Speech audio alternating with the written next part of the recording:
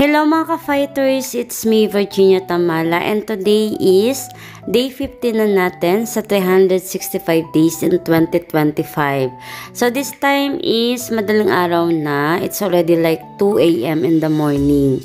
So gising pa ako kasi meron pa ako mga work online na i-check. And syempre ayan, nakikita nyo yung oras. 2:21 a.m. in the morning, January 15.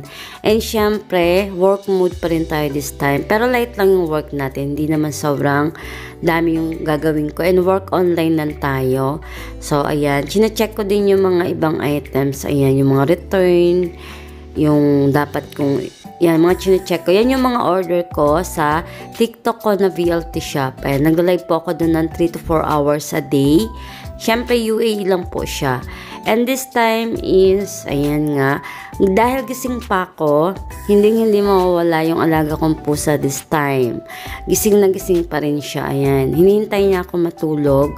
Hindi siya natutulog hanggat hindi rin ako natutulog. So this time is meron pa akong konting work. Mag-check lang ako mga ka-fighters ng customer orders at magpa-follow up lang ako kung na-receive ba nila yung mga orders today. And ayan mga ka-fighters, ang oras na is 2:24 a.m. in the morning. So late na ako today kasi minsan is nagagawa ko naman to ng mga 1 a.m. Then 2 a.m. Bago mag 2 a.m. tulog na ako.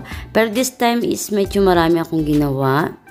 So, syempre, work online. Then, sinasabay ko pa yung pagla-live selling ko.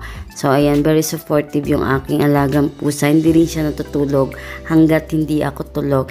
And, syempre, mga ka-fighters, ayan, naghabat na ako para after nito is matutulog na kami ni Moha. So, medyo antok na ako, pero nilalabanan ko siya.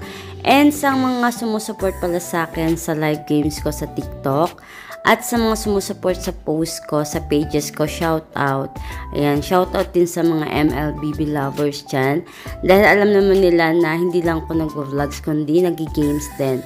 And saglit lang nga tong work natin. And syempre, ayan, tapos na. Shutdown na natin.